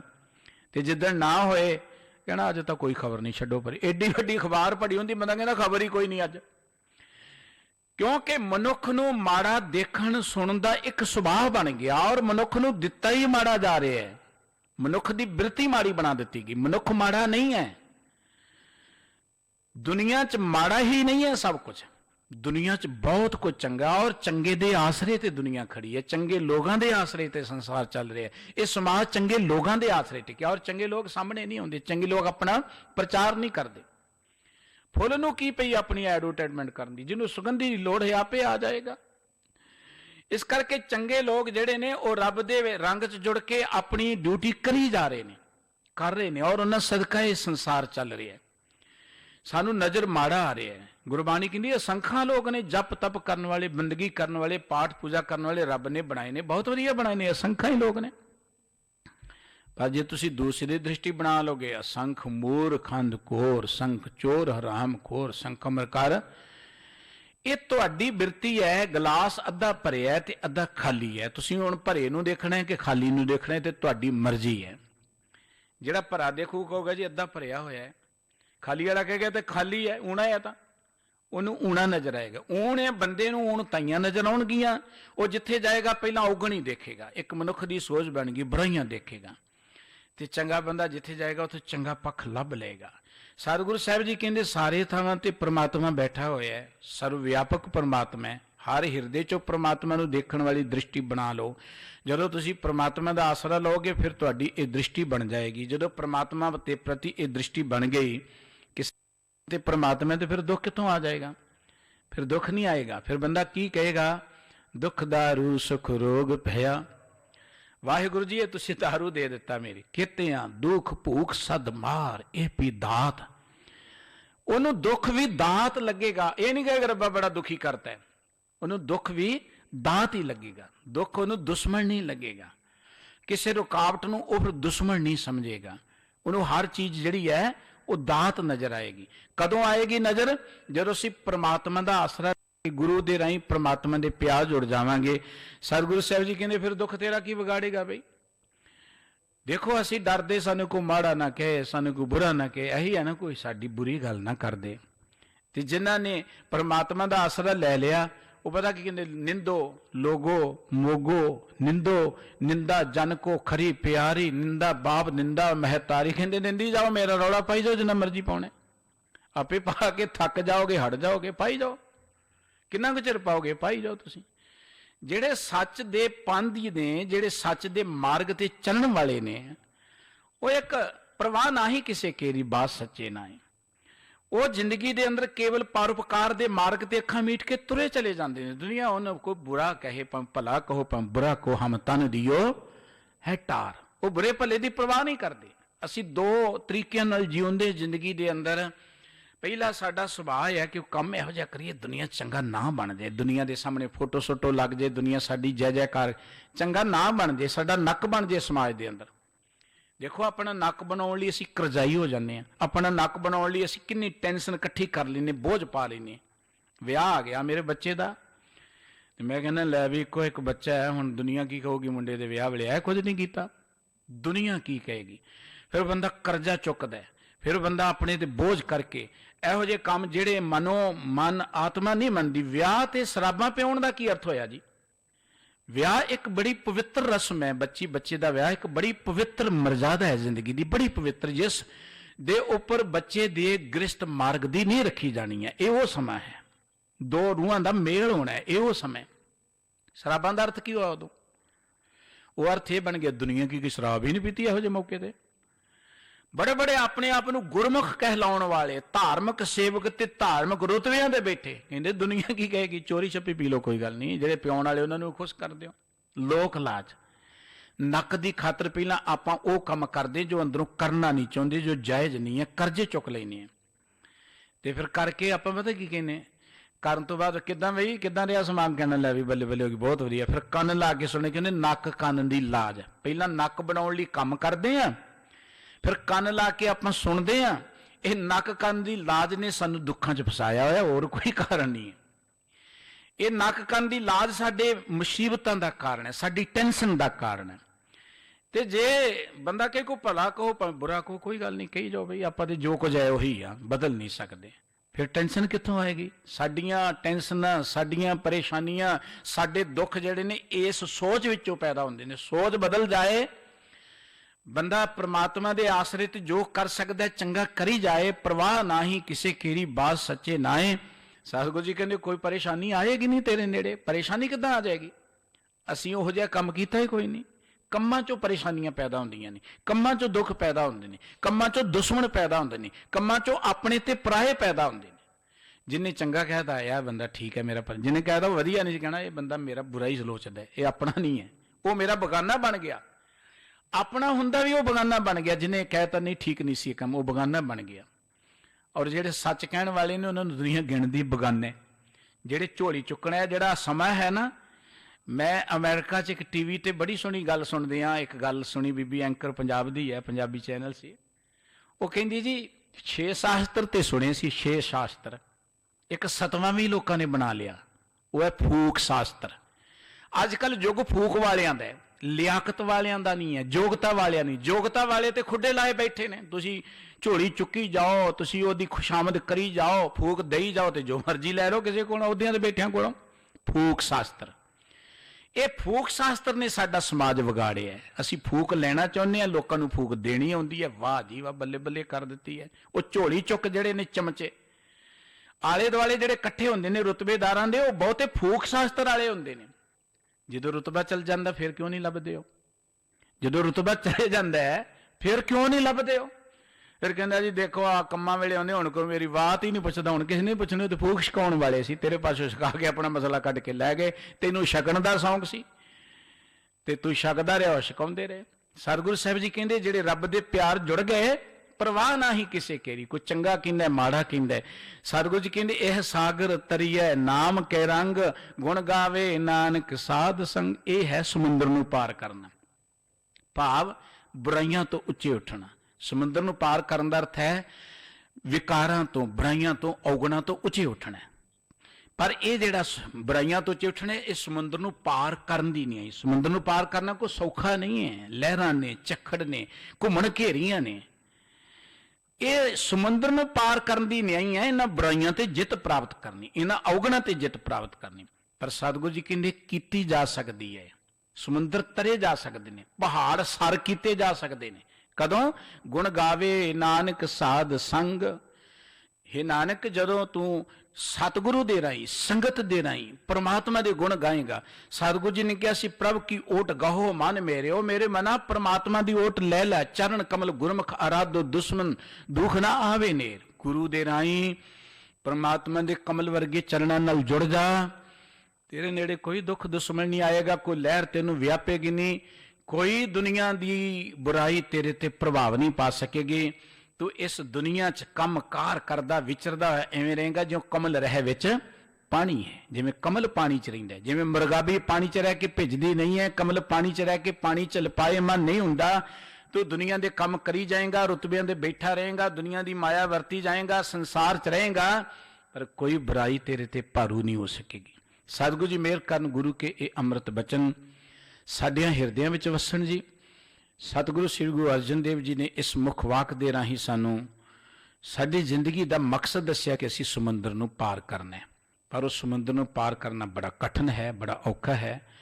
ਉਸ ਸਮੁੰਦਰ ਨੂੰ ਪਾਰ ਕਰਨ ਦੀ ਜੁਗਤ ਇਹ ਹੈ ਕਿ ਆਸਰਾ ਆਪਾਂ ਪਰਮਾਤਮਾ ਦਾ ਲਈਏ। ਪਰਮਾਤਮਾ ਦਾ ਆਸਰਾ ਇਹ ਨਹੀਂ ਹੈ ਕਿ ਆਪਾਂ ਇਕੱਲੇ ਧਰਮ ਗ੍ਰੰਥ ਹੀ ਪੜ੍ਹੀਏ, ਪੜ੍ਹਨੇ ਮੁਬਾਰਕ ਨੇ। ਸਤਿਗੁਰੂ ਜੀ ਕਹਿੰਦੇ ਧਰਮ ਗ੍ਰੰਥਾਂ ਦੇ ਰਾਹੀਂ ਜੁੜੀਏ ਪਰਮਾਤਮਾ ਦੇ ਨਾਲ, ਗੁਰੂ ਦੇ ਰਾਹੀਂ ਜੁੜੀਏ ਉਸ ਵਾਹਿਗੁਰੂ ਦੇ ਨਾਲ। ਜਦੋਂ ਪਰਮਾਤਮਾ ਦਾ ਓਟ ਆਸਰਾ ਲੈ ਲਵਾਂਗੇ, ਧੰਨ ਗੁਰੂ ਅਰਜਨ ਦੇਵ ਜੀ ਕਹਿੰਦੇ ਤੁਸੀਂ ਸਾਗਰ ਨੂੰ ਪਾਰ ਕਰ ਜਾਓਗੇ। ਇਨ ਬਿਦ ਸਾਗਰ ਤਰੀਏ। ਇਸ ਤਰੀਕੇ ਨਾਲ ਇਹ ਸੰਸਾਰ ਸਮੁੰਦਰ ਤਰਿਆ ਜਾ ਸਕਦਾ ਹੈ। ਇੰਨੀਆਂ ਬੇਨਤੀਆਂ ਪ੍ਰਵਾਨ ਕਰਨੀਆਂ ਜੀਓ। ਭੁੱਲ ਚੁੱਕ ਦੀ ਖਿਮਾ ਬਖਸ਼ ਦੇਣੀ। ਸਤਿਗੁਰੂ ਸੱਚੇ ਪਾਤਸ਼ਾਹ ਜੀ ਸਮੂਹ ਸੰਗਤਾਂ ਨੂੰ ਆਪਣੇ ਦਰੋਂ ਕਰੋ ਨਾਮ ਬਾਣੀ ਦਾ ਪਿਆਰ ਬਖਸ਼ ਕੇ ਕਿਰਤਾਰਥ ਕਰਨ। बड़े प्यार अदब से सारे ही प्रवान करो जी। वाहिगुरु जी का खालसा वाहिगुरु जी।